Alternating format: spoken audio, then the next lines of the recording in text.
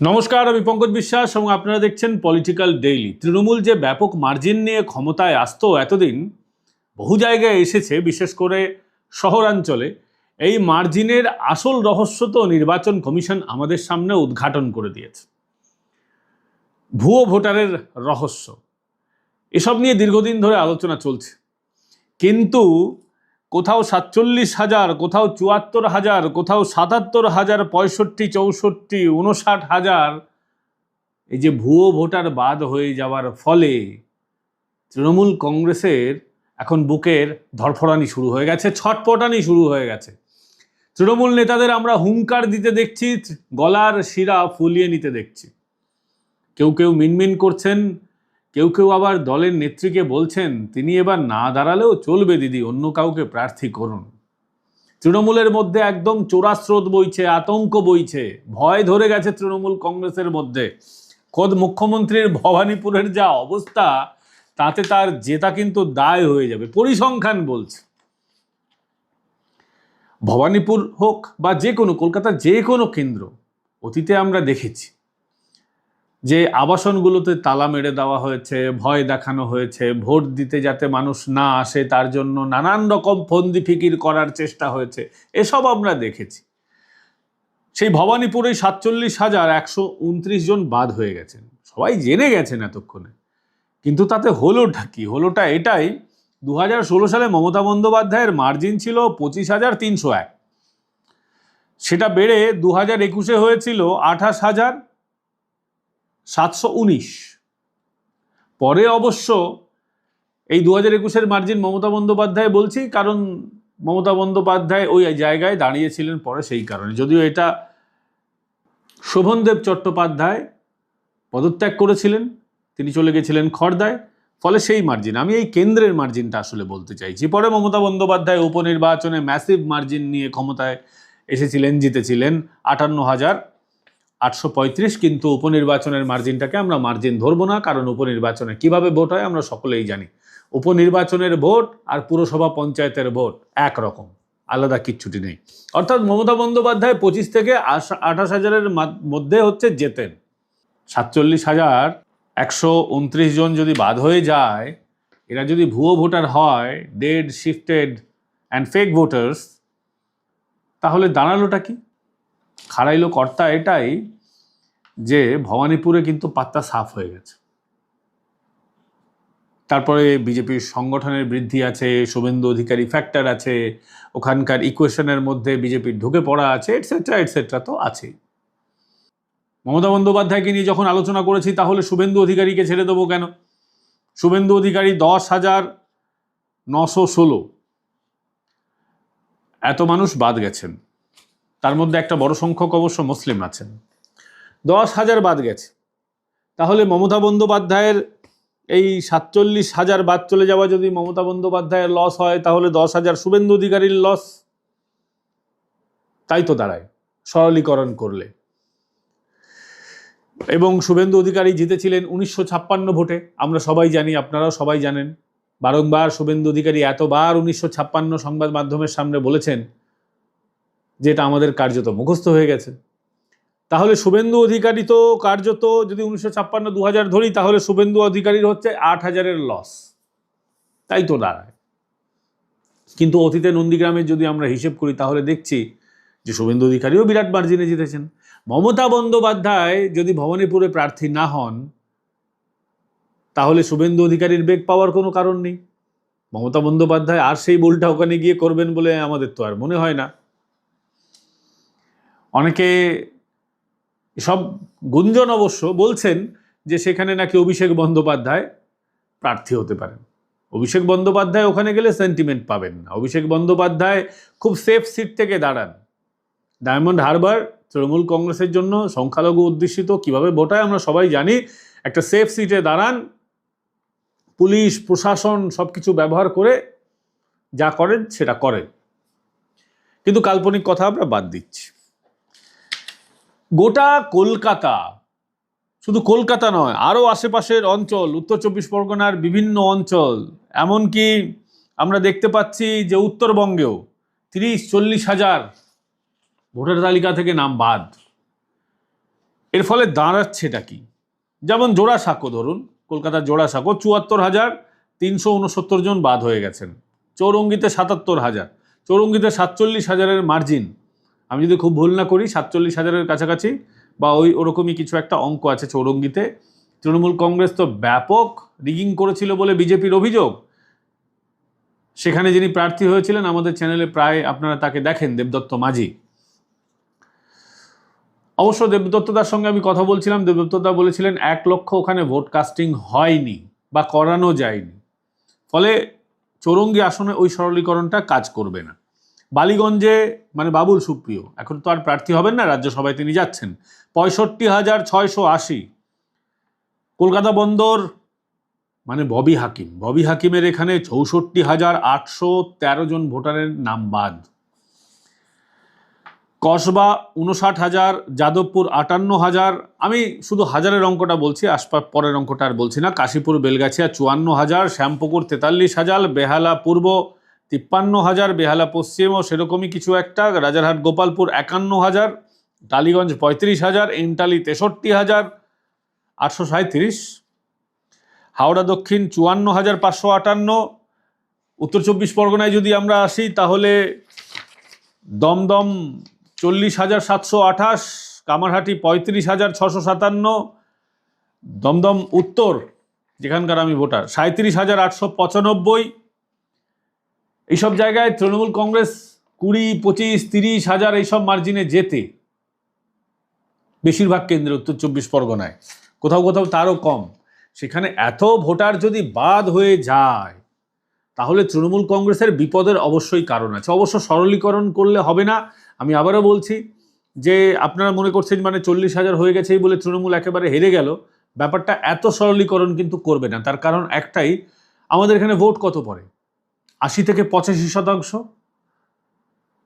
এবং দায়িত্ব নিয়ে বলছি, যারা ভোট রাজনীতির সঙ্গে যুক্ত বা আমরা সাংবাদিকতা করতে গিয়ে ভোটটা খুব কাছ থেকে দেখি, তো সব ভুয়ো ভোট শাসক দল দিতে পারে না, ভুয়ো ভোটের একটা অংশ দেয়। শাসক দল এই মুহূর্তে যেটা সব থেকে বেশি কারিগরি করে সেটা হচ্ছে কাউন্টিং সেন্টারে। সব ভুয়ো ভোট, আবারও বলছি, তৃণমূল কংগ্রেস দিতে পারে না। ছাপ্পা তো বহুদিন দিতে পারছে না, বেশ কয়েকটা ভোটে তৃণমূল কংগ্রেস ভালোভাবে ছাপ্পা দিতে পারছে না। ওরা যেটা করে, লাইনে ভুল লোককে দাঁড় করিয়ে কয়েকটা ফলস ভোট পরে আর কি ফলস ভোট দিতে দেওয়া হয়, কিন্তু র্যান্ডম যে ছাপ্পা ভোট সেটা বহু জায়গায় হয় না। হ্যাঁ হয়, হবে না কেন, নিশ্চয়ই হয়। মুসলিম সংখ্যালঘু অধ্যুষিত অঞ্চলে যেখানে একচেটিয়া তৃণমূল কংগ্রেস আছে আর কোনো রাজনৈতিক দল নেই সেখানে হয়, কিন্তু যেখানে আইএসএফ একটু শক্তিশালী আছে, যেখানে অন্য কোনো কংগ্রেস শক্তিশালী আছে, সেই সমস্ত জায়গায় দিতে তাদের বেগ পেতে হয়। ফলে তৃণমূলের ক্ষতি হয়েছে, এটা ঠিক, মার্জিন কমে যাবে এটা ঠিক, একেবারে হারের দোরগোড়ায় দাঁড়িয়ে আছে এটা ঠিক, কিন্তু এক্ষুনি তৃণমূল কংগ্রেস হেরে গেছে এই ওভার কনফিডেন্সের কিন্তু কোনো কারণ নেই দাদা। এটা মাথায় ঢুকিয়ে নিতে হবে রাজনৈতিক কর্মীদের, এবং তৃণমূল কংগ্রেস সেটা খুব ভালোভাবে জানে। তৃণমূল কংগ্রেস জানে যে আমাদের মার্জিনটা একেবারে শেষ। হ্যাঁ, এটা ঠিক যে সমস্ত জায়গায় তৃণমূল কংগ্রেস ৪০০, ৫০০, ১০০০, ২০০০, ৫০০০, ১০,০০০ ভোটে হেরেছে, সেই সব জায়গায় তৃণমূল কংগ্রেস ধূলিস্যাৎ। মানে তৃণমূল কংগ্রেস ২০০-র আশেপাশে, ২০০-র উপরে যে পৌঁছে যেত, তৃণমূল কংগ্রেস কিন্তু এখনই ১৫০-র কাছাকাছি চলে এসছে, ১৫০-র নিচে নামার মতন জায়গায় চলে এসছে। ৯৩টা সিট আছে পশ্চিমবঙ্গে, লো মার্জিন খুব বেশি নয়। তার মধ্যে ৫০টা সিট আছে যেখানে মার্জিন ১০,০০০-এর নিচে। ফলে তৃণমূল কংগ্রেসের মাথার মধ্যে কিন্তু চিন্তাটা ঢুকে গেছে, যার জন্যই ফিরহাদ হাকিমকে আমরা দেখেছি আজকে শিরা ফুলিয়ে বলতে বিজেপির বিরুদ্ধে, ইলেকশন কমিশনের বিরুদ্ধে, কিন্তু তাতে কাজের কাজটা কিছু হবে না। হ্যাঁ, এসআইআর এর মধ্যে একটা যেটা সমস্যা দেখা দিয়েছে, বহু মতুয়া, বহু হিন্দু মানুষের নাম বাদ গেছে যাদের নাম বাদ যাওয়া উচিত ছিল না, কিন্তু সেটা সংখ্যাটা খুবই নগণ্য, সংখ্যাটা খুবই কম। এমনকি বহু মানুষ আছেন যারা শাসক দল করেন, তাদের নাম বাদ হয়ে গেছে। তৃণমূল কংগ্রেস এতদিন বলেছিল একটা মানুষের নাম মমতা বন্দ্যোপাধ্যায় বেঁচে থাকতে বাদ যাবে না, মমতা বন্দ্যোপাধ্যায় নিজে বলেছিলেন আমি এসআইআর হতে দেব না, হতে তো দেবেন না তিনি বলেছেন, শেষে আমরা দেখলাম শেষবেলায় তিনি নিজেই এসআইআর এর ফর্ম ফিল আপ করলেন। সংবাদ মাধ্যমে খবর হয়েছে, আমি তো আর দেখিনি তাকে ফর্ম ফিল আপ করতে, খবর হয়েছে। পরে আমরা দেখলাম যে মমতা বন্দ্যোপাধ্যায় বলতেন আমি একটা লোকের নাম বাদ যেতে দেবো না, তিনি বলছেন 1,20,00,000 মানুষের নাম বাদ যাবে। তিনি তো জানতেন, কারণ তিনি চেষ্টা করেছিলেন শেষবেলায় কিছু মানুষের নাম ঢুকিয়ে দেবেন, সেটা ধরা পড়ে গেছে এবং নিজের ক্ষতিটা তিনি নিজেই করেছেন, নিজের বাঁশ নিজেই নিয়েছেন সুপ্রিম কোর্টে গিয়ে। এটা তার ঐতিহাসিক ভুল হয়েছে। মমতা বন্দ্যোপাধ্যায় ক্ষমতা থেকে যেদিন চলে যাবেন, সেদিন যখন বসে বসে ভাববেন আমি কোথায় কোথায় ভুল করেছি, মিডিয়া ম্যানেজ করতে গিয়ে, মিডিয়া ম্যানেজমেন্ট করতে গিয়ে, মিডিয়াতে খবর হতে গিয়ে, হেডলাইন তৈরি করতে গিয়ে কোথায় কোথায় আমার রাজনৈতিক ভুল হয়েছে, তিনি যদি ঠান্ডা মাথায় ভাবেন তাহলে তিনি অবশ্যই ভাববেন যে এটা তার রাজনৈতিক ভুল ছিল, বহুত বড় ভুল ছিল। এখন যা করার সেটা তো ইলেকশন কমিশন করবে, যা করার সেটা তো আদালত করবে, আদালতের বিচারপতিরা করছেন, সবটা ঠিকই আছে।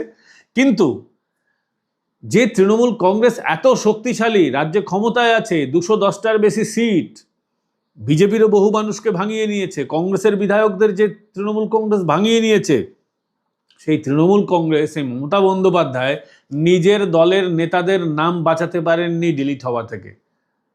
কেন হয়েছে, কি হয়েছে, সঠিক হয়েছে না বেঠিক হয়েছে আমরা জানি না। অল ইন্ডিয়া তৃণমূল কংগ্রেসের ফেসবুক পেজ জুড়ে তৃণমূলের কান্না চলছে। আমরা যেটা দেখতে পাচ্ছি, নৈহাটি পুরসভার 4 নম্বর ওয়ার্ডের যিনি কাউন্সিলর আছেন, সেই সুশান্ত সরকার, তার নাম ডিলিটেড। এই দেখুন, এটা তৃণমূল কংগ্রেসের ফেসবুক পেজ থেকেই পাওয়া। এমনকি তার মা আরতি সরকার, তার নামও ডিলিটেড। কি কারণে হয়েছে, কেন হয়েছে, সেটা আমার বিচার্য বিষয় নয়, সেটা তারা বলতে পারবেন। পদ্ধতিগত ত্রুটি ছিল, না ঠিক করে জমা দেননি, না কি করেছেন, সেটা যার নাম ডিলিট গেছে তিনি বলতে পারবেন, আর ইলেকশন কমিশন বলতে পারবে। কিন্তু আমি যেটা বলতে চাইছি সেটা একেবারে জলের মতো পরিষ্কার। তৃণমূল কংগ্রেস তো এদের নাম বাঁচাতে পারেনি। তৃণমূল কংগ্রেসের তো উচিত ছিল এসআইআর এর সহযোগিতা করা। শুধুমাত্র নিজের ভোট ব্যাংক বাঁচাবো, এটা তো ঠিক নয়। আপনারা কি জানেন যে সন্দেশখালী 1 নম্বর ব্লকের বিডিও, যিনি আবার কাকতালীয়ভাবে ভবানীপুরে থাকেন, মমতা বন্দ্যোপাধ্যায় কেন্দ্রে তার বাড়ি, সায়ন্তন সেন, বিডিওর নাম বিবেচনাধীন অবস্থায় রয়েছে, বিচারাধীন অবস্থায় রয়েছে। তৃণমূল কংগ্রেস অপরাজেয়, তাদের যারা সৈনিক, রাজ্য প্রশাসনের যারা অঙ্গ, তারাও এখন ইসিআই এর সামনে বাটি হাতে দাঁড়িয়ে আছেন, কার্যত রূপক হিসেবে বললাম কথাটা। কারণ যত বাহাদুরি, যত লাফালাফি আমরা দেখেছি না এতদিন এসআইআর হওয়ার সময়, সবাই তো বলতো ইসিআই ঠিক করে কাজ করছে না, ইসিআই কোথায় গেল। আমি নিজেও বহুবার কথা বলেছি যে ইসিআই আরো করা হওয়া উচিত ছিল। ইসিআই করা হয়ে দেখিয়ে দিয়েছে, আরো ব্যবস্থা নিচ্ছে। সিসিটিভি লাগানো হবে, সিকিউরিটির, এখন সিসিটিভি কারা লাগাবেন, কারা ইন্টারনেট প্রোভাইড করবেন, কিভাবে ওয়েবকাস্টিং হবে, প্রস্তুতি কিন্তু চলছে। নিরাপত্তার কোনো খামতি রাখা হবে না। এখন থেকে কেন্দ্রীয় বাহিনী চলে এসেছে, যাতে গন্ডগোল না হয়। গন্ডগোল করলেই কেন্দ্রীয় বাহিনীর ডান্ডার বাড়ি। এক একটা ধাপ ধীরে ধীরে ধীরে ধীরে নির্বাচন কমিশন খুব ভালোভাবে নিজের ঘর কিন্তু গুছিয়ে নিয়েছে। তার মধ্যেই তৃণমূল কংগ্রেসকে আমরা দেখছি শুধুমাত্র সোশ্যাল মিডিয়াতে তারা জীবিত রয়েছে, যেটা বিজেপির বিরুদ্ধে অভিযোগ ছিল এতদিন, বিজেপি শুধুমাত্র সোশ্যাল মিডিয়ায়। আর বিজেপি এখন চলে এসছে রাস্তায়, তৃণমূল চলে এসছে সোশ্যাল মিডিয়ায়। আপনি ইউটিউব খুললেই দেখবেন তৃণমূলের ঝুড়ি ঝুড়ি মিথ্যার অ্যাড। এবং বিজেপির পরিবর্তন যাত্রা বিভিন্ন জায়গায় চলছে, উত্তরবঙ্গ থেকে দক্ষিণবঙ্গ সমস্ত জায়গায় বিজেপির পরিবর্তন যাত্রা চলছে। এই পরিবর্তন যাত্রায় কে কে আসছেন না, সকলে আসছেন। অমিত শাহ থেকে শুরু করে, জেপি নাড্ডা থেকে শুরু করে, স্মৃতি ইরানি থেকে শুরু করে, প্রধানমন্ত্রী নরেন্দ্র মোদীও আসবেন, বিজেপির সমস্ত কেন্দ্রীয় নেতৃত্ব আসবেন, ধর্মেন্দ্র প্রধান আসবেন, সবাই আসছেন, নীতিন নবীন আসবেন, সকলে বাংলায় এসে ঘুরে যাবেন। একটা মেগা র্যালি ভোটের আগেই। এটা কিন্তু ফেজ 1, প্রচারের ফেজ 1। তারপর আবারও প্রচার আছে, আবারও মেগা র্যালি, মেগা সভা, মিটিং, এসব তো চলবেই। আর তৃণমূল কংগ্রেস প্রথম কয়েকদিন দেখলেন না, তৃণমূল কংগ্রেসের যিনি নম্বর 2 অভিষেক বন্দ্যোপাধ্যায় র্যাম্প করে করে কয়েকদিন কাঁপালেন, তারপর আবার বসে পড়েছেন। কিন্তু তারাও ঘর গোছাচ্ছেন, তাদেরও এখন ভোটার তালিকা বের করতে হবে ইত্যাদি আছে, সেটা তো বিজেপিরও করতে হবে, বিজেপিও সেই জায়গায় রেডি। কিন্তু এবার সমস্ত জায়গায় দেখা যাচ্ছে অ্যাডভান্টেজে রয়েছে বিজেপি। তৃণমূল একটা প্রচার করলে বিজেপি দুটো প্রচার করছে, তৃণমূল একটা গান করলে বিজেপি দুটো গান বের করছে, প্রচারের গানের কথা বলছে। আপনারা কয়েকটা গানও শুনেছেন এর মধ্যে বিজেপির, পাল্টানো দরকার, চাই বিজেপি সরকার, এইসব গান টান আপনারা দেখেছেন। এবার সে জায়গায় দাঁড়িয়ে বিজেপি সার্ভেও করাচ্ছে, কতটা উন্নতি হলো। প্রথম সব সার্ভেতে আমরা দেখেছিলাম 160, 180, 150, 170 এরকম বিজেপির ফলাফল আসবে, 6 মাস আগে এরকম সার্ভে ছিল। এখন সার্ভে কিন্তু খুব ভালো আসছে। বেশ কয়েকটা সার্ভে সংস্থা যারা কাজ করছে তাদের সঙ্গে আমার কথা হয়েছে, তারা বলছেন যে সার্ভের ফলাফল খুব ভালো। এবং সার্ভের রিপোর্ট কমপ্লিটলি তিনি তো আমাকে এখন বলতে পারবেন না, যেহেতু তারা চুক্তিবদ্ধ আছেন যারা বিজেপির সংস্থা, যে সমস্ত সংস্থা এটা নিয়ে কাজকর্ম করছে তাদের সঙ্গে। কিন্তু তারা বলছেন, বুঝিয়ে দিচ্ছেন, দাদা সার্ভে দারুণ হচ্ছে। মানুষের যা রেসপন্স, তাতে বিজেপিকে এবার রোখা কিন্তু কার্যত মুশকিল আছে, কার্যত অসম্ভব। তার মধ্যে যদি ভোট যদি ঠিকঠাক হয় তাহলে তো তৃণমূলের বিদায় ঘণ্টা বেজেই গেছে, বিদায় ঘণ্টা বেজে গেছে কার্যত। শুধু ভোটটা ঠিকঠাক করে করতে হবে। তৃণমূল হুঙ্কারে আছে, কান্নাকাটিতে আছে, সব কিছুতে থাক, তৃণমূলের নেতারাও দীর্ঘজীবী হন। কিন্তু এ রাজ্যে মানুষকে আমি একটা কথা বলবো, যাই হয়ে যাক আপনারা ভোট দেবেন, কেউ নোটায় ভোট দেবেন না। নোটা কিন্তু 40% ভোট পেলেও প্রার্থী কিন্তু বদল হবে না। আপনারা রাজনৈতিক দলের প্রার্থীকে দিন, যাকে পছন্দ তাকে দিন, কিন্তু ভোটটা দিন। নিজের ভোট নিজে দেবেন, ভোটটা নষ্ট করবেন না। আপনার ভোট আপনি ছাপ্পা হতে দেবেন না। আপনি না গেলে আপনার ভোট ছাপ্পা হয়ে যাবে, আপনার ভোট অন্য কেউ দিয়ে দেবে। আপনি যাকে দিতে চাইছিলেন তাকে দেবে না। আপনি যাকে দিতে চাইছিলেন মানে আপনি একজন ভালো প্রার্থী বেছেছিলেন, এই মানুষটা সব থেকে ভালো এলাকার যে কজন প্রার্থী হয়েছে তাদের মধ্যে, তার বদলে যদি একজন খারাপ প্রার্থীকে 5 বছর আপনাকে সহ্য করতে হয়, এটা আপনি নিশ্চয়ই চাইবেন না। তাই বলবো আপনারা ভোট দিন, ভোট দিতে যান, যাকে খুশি ভোট দিন, কিন্তু নিজের ভোট নিজে দিন, ছাপ্পা হতে দেবেন না। ছাপ্পা রিগিং হওয়া আটকান, গণতন্ত্র প্রতিষ্ঠিত করুন এই বাংলায়। আমরা বাংলায় একটা নতুন সূর্যোদয়ের অপেক্ষায় আছি। ভালো থাকবেন, সুস্থ থাকবেন। আগামীকাল আবার দেখা হবে আপনাদের সঙ্গে, আপনাদেরই এই প্রিয় চ্যানেল যার নাম পলিটিক্যাল ডেইলি। ভালো থাকবেন, সুস্থ থাকবেন।